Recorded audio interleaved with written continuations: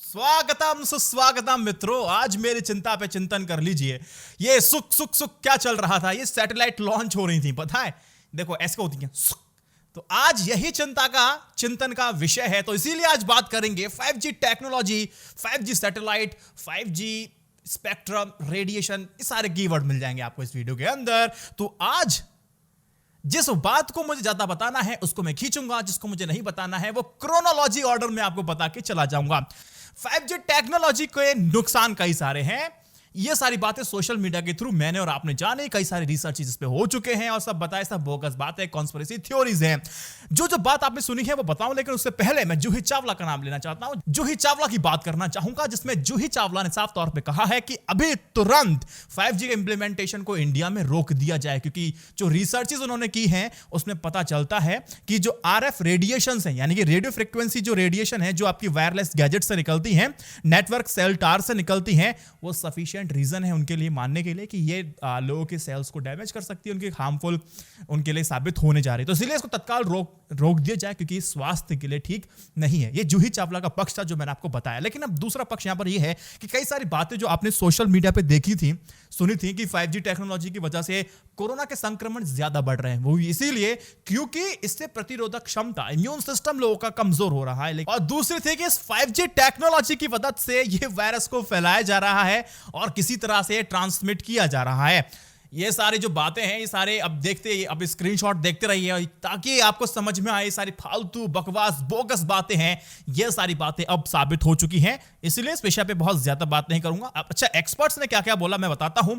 जो 5G radio की जो तरंगे होती है ना, वो बहुत छोटी होती है। जो वेव्स बहुत छोटी होती हैं, वो इतनी शक्तिशाली नहीं होती हैं कि उनका असर लोगों की प्रतिरोधक क्षमता पे पड़े। और इस पर काफी अध्ययन किया जा चुका है। जो कहते थे ना कि कोरोना की वजह से, कोरोना जो फैल रहा है 5G टेक्नोलॉजी की वजह से फैल रहा है, तो ये बात तो स्पष्ट होगी। अब जो लोग प्रो लेवल पे जाके एनालिसिस करते हैं तो वो कहेंगे सारे इंस्टीट्यूट, सारे लोग सब बिक चुके हैं, सिर्फ हम सही हैं क्योंकि हम कह रहे हैं। तो भैया उन लोगों के लिए हम एक ही चीज बोलेंगे, कहां से आते हैं आप लोग? 5G का शुमार दुनिया भर में जा रहा है और लोग तमाम तरह की चीजें देख रहे हैं। और साथ ही कई सारे लोग अब सर्च करते हैं कि 5G phone under 15,000, 5G phone under 50,000, 15,000, 20,000, 10,000। Phone का स्पॉन्सर नहीं करने वाला हूं, किसी फोन का मैं नाम नहीं लूंगा। लेकिन सवाल यहां पर सबसे बड़ा यह है कि आप जो भी फोन लीजिए, लेकिन उसमें सार वैल्यू जरूर देखिएगा। रेडिएशन को लेकर अगर आप बहुत ज्यादा कंसर्न हैं, अगर आपने फेसबुक पोस्ट किया है, नहीं भी किया है, लेकिन सार वैल्यू एक फोन की देखना बहुत जरूरी है, क्योंकि ये आपके सेल्स को डैमेज कर सकता है, आपको बीमारी बना सकता है। ये रिसर्चेस कहती हैं। स्क्रीनशॉट आपके अगल बगल चलते रहेंगे। सार का मतलब क्या होता है? डिवाइस है मेरे पास, जैसे कि डिवाइस नहीं है, जैसे मेरे पास एक मोबाइल फोन है, उसके बैक कवर पे सार वैल्यू होती है। वो सार वैल्यू कितनी सेफ मानी जाती है? सार का फुल फॉर्म होता है स्पेसिफिक एब्जॉर्प्शन रेट। अभी आपकी बॉडी में आपके सेल्स को कितना डैमेज कर सकती है, क्या इसके सेफ्टी मेजर्स हो सकते हैं और क्या इसकी सेफ वैल्यू है, ये भी आप समझ लीजिए। अगर आपको नहीं पता कि आपका फोन की सार वैल्यू क्या है, वो आप डायल कर सकते हैं *#07#, तो आपको आपकी फोन की सार वैल्यू निकल के आ जाएगी। अच्छा, फोन की सार वैल्यू निकल के आ गई तो आप क्या करेंगे? देखो, जो थ्रेशहोल्ड, जो लिमिट लगाई गई है, जो एक वैल्यू सेट की गई इंडियन गवर्नमेंट की तरफ से, वो ये है कि मोबाइल फोन का जो सेफ वैल्यू है सार का, वो 1.6 W/kg है। इससे ज्यादा अगर वैल्यू है तो वो फोन बहुत हार्मफुल आपके सेहत के लिए होने वाले हैं, और अगर इससे नीचे है बेहतरीन है। लेकिन ये वैल्यू अलग अलग देशों में अलग अलग हो जाती है। यूरोप में आप देखेंगे तो वहां पर 2.0 kg होता है। लेकिन सवाल यहां पर यह है कि अगर आपके फोन में *#07# लगाने के बाद भी अगर आपको सार वैल्यू देखने को नहीं मिल रही है, तो कोई बात नहीं, गूगल बाबा है, जाके टाइप कीजिए कि सार वैल्यू ऑफ #पिंगपोंग फोन।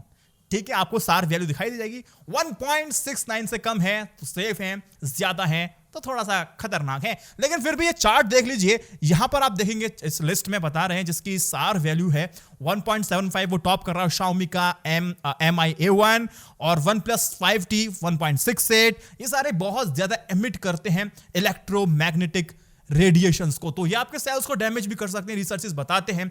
कई सारे लोग इसको चैलेंज भी करते हैं कि फुल प्रूफ चीज नहीं है, लेकिन जो चीजें हैं इसको ध्यान रखिएगा और आप देखने की कोशिश कीजिएगा। जब भी फोनों के प्रमोशंस किए जाते हैं बड़े बड़े इन्फ्लुएंसर के द्वारा, एक चीज देखिएगा कि क्या वो सार वैल्यू के बारे में बताते हैं कि नहीं, ये भी थोड़ा जरूर देखिएगा, क्योंकि जो पेड इन्फ्लुएंसर होते हैं वो इस कमी को छुपाते हैं, जो अनपेड होते हैं इसको थोड़ा सा बताने की भी कोशिश करते हैं।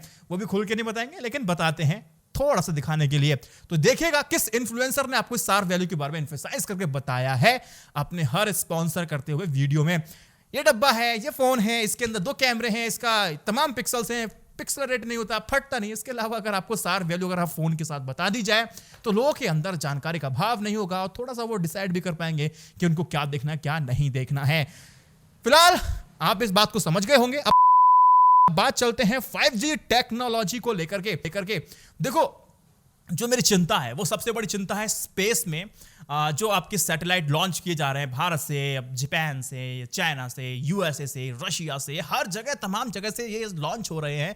लेकिन सवाल ये है जाके मिल तो ऊपर ही रहे हैं, तो कई सारे इसमें मलबे भी इकट्ठे हो जा रहे हैं, कई डिस्ट्रॉय हो जाते हैं। हमने देखा अभी क्या हुआ था पता है, मैं आपको एक बात बताता हूँ। चिंता फिर से जाहिर क्यों करने लगा मैं, चीन के लॉन्ग मार्च सैटेलाइट का जो वजन था वो 23 टन वजन था।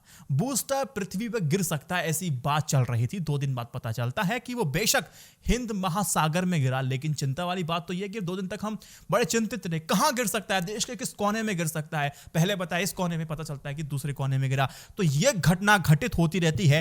ये खौफ अभी भी खत्म नहीं हुआ है कि भविष्य में इस तरह की घटना नहीं होंगी।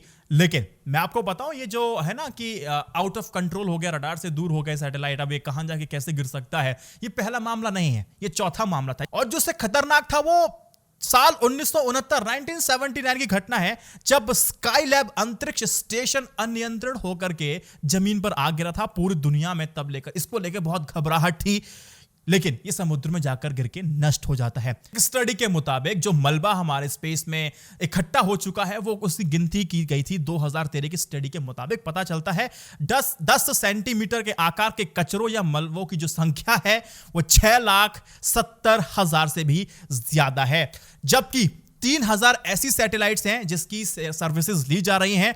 50 बेकाम हो चुकी है, उनका कोई मतलब नहीं है स्पेस में रहने का, लेकिन वो फिर भी हमारे पृथ्वी के चारों तरफ वो चक्कर लगाई जा रही है। अब जब काम नहीं कर रही तो चक्कर कैसे लगा रही, चक्कर तो लगाएगी। अब इसका चक्कर कब रुकेगा, जब नीचे से वहां से कमांड जाएगा कि भैया उतर के अब नीचे आ जाओ।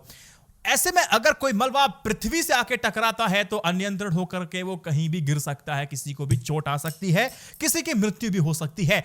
माना कि पृथ्वी पर 70% से ज्यादा कुछ पानी है, तो अमूमन देखा जाता है कि हिंद महासागर में जाके गिरता है, लेकिन फिर भी अगर पृथ्वी में गिरने के चांसेस अगर लाख में अगर एक भी हैं तो ये खौफनाक है। अब ये अचानक से बात मैं मलबे की इसीलिए कर रहा हूं कि जितने मल्टी मिलियनियर लोग हैं, जो बिलियनर लोग हैं, वो अब अपना जो पैसा है वो सैटेलाइट में लगा रहे हैं, स्पेस स्टेशन में लगा रहे हैं, खुद की सैटेलाइट्स को भेज रहे हैं, क्योंकि 5G टेक्नोलॉजी की रेस में उनको पीछे नहीं रहना है। अच्छा खासा बिजनेस कमाना है, मुनाफा कमाना है, और स्पेस में अपने रॉकेट अपने सैटेलाइट को लॉन्च किए जा रहे हैं। मैंने कहा ये कुछ इस तरह से हो रहे हैं। मैं आंकड़ा देके बात करता हूं आपसे। दुनिया की 2 अमीर हस्तियों ने अंतरिक्ष के क्षेत्र में कदम रखा है। पहले कौन है? Elon Musk. स्टारलिंक सैटेलाइट का आपने नाम सुना होगा कि ये सर्विसेज देने वाली है, इसके रजिस्ट्रेशन शुरू हो चुके हैं, लेकिन इंटरनेट बड़ा महंगा है इसका, क्योंकि इसकी इंस्टॉलेशन जो है वो बहुत, इसकी जो टेक्नोलॉजी है वो बहुत ज्यादा महंगी है। इसमें भले ही तार फार ना बिछाने पड़ते हो, लेकिन इसका खर्चा बहुत ज्यादा हो जाता है, इसलिए इसके जो प्राइसेस हैं थोड़े से महंगे हो जाते हैं। लेकिन इंटरनेट सैटेलाइट इंटरनेट की खास बात यह है कि आप जहां हो वहां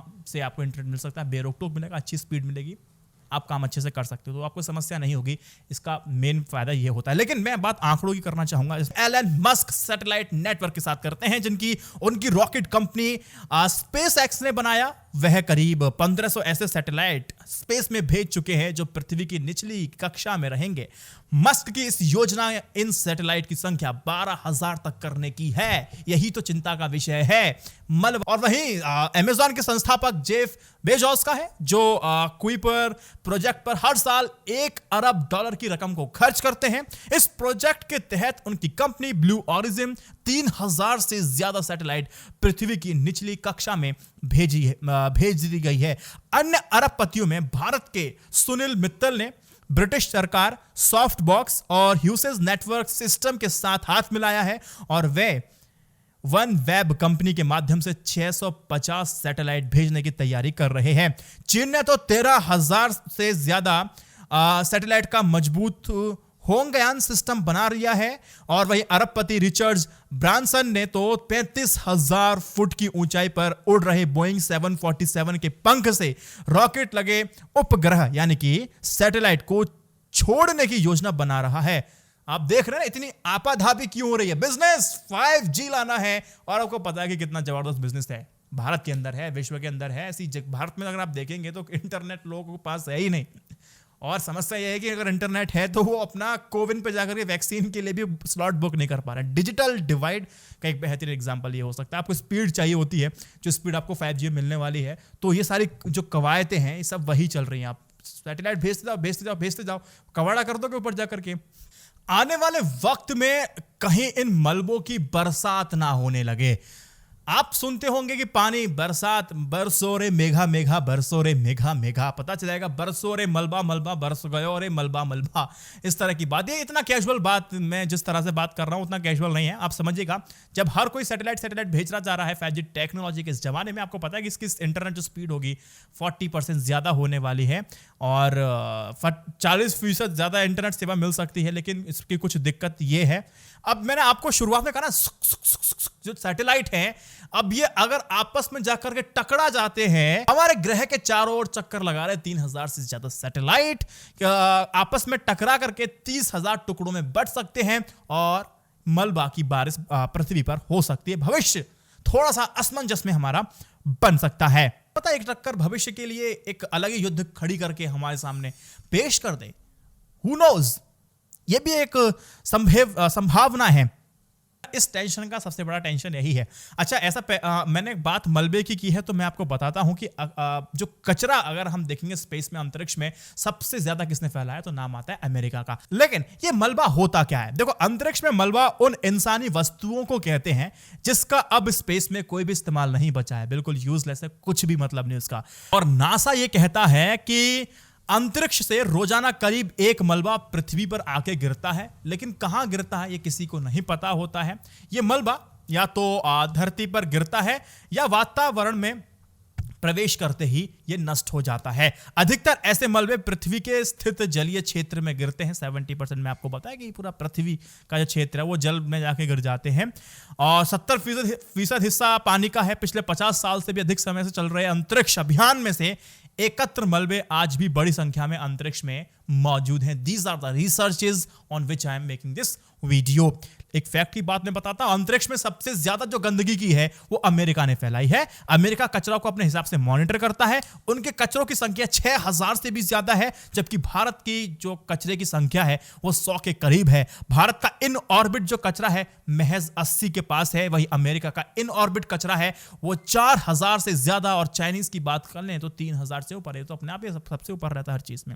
इसके सॉल्यूशंस की बात करते हैं, जो एक्सपर्ट्स हमेशा बताते हैं। वो कहते हैं कि अंतरिक्ष में जो भेजे जाने वाले जो सैटेलाइट्स होते हैं उसमें इतना ईंधन, इतना फ्यूल होता है कि वो एंड ऑफ लाइफ के लिए इतना ईंधन मौजूद होता है कि वो रॉकेट उपग्रह को डी ऑर्बिट किया जा सके, मतलब उन्हें नीचे लाकर के ग्रेवयार्ड यानी कि कब्रिस्तान के ऑर्बिट में रखा जा सके ताकि नुकसान कम से कम हो, ये बताते हैं एक्सपर्ट्स। लेकिन कुछ एक्सपर्ट्स ये भी कहते हैं कि जो मलबा स्पेस में इकट्ठा हो चुका है उनको हम इसमें नेट या हार्पून लगा करके किसी तरह से इस मलबे को खींच करके उन्हें डी ऑर्बिट किया जा सके और वापस पृथ्वी पर ला करके उसको जला दिया जा सके।